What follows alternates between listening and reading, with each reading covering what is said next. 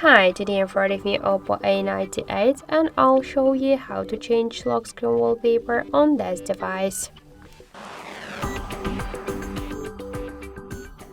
So open first the settings and then scroll to the wallpaper and style, tap to allow, click the wallpaper section, and to change the wallpapers you should use one from these available ones. The photo from your device gallery from the album, previously taken on our device camera or downloaded from the internet, or also to use the default wallpapers on our device. For example, let's use one from them. Just tap to apply, select lock screen, wait a second. Now let's check. And as you can see, that's so simple.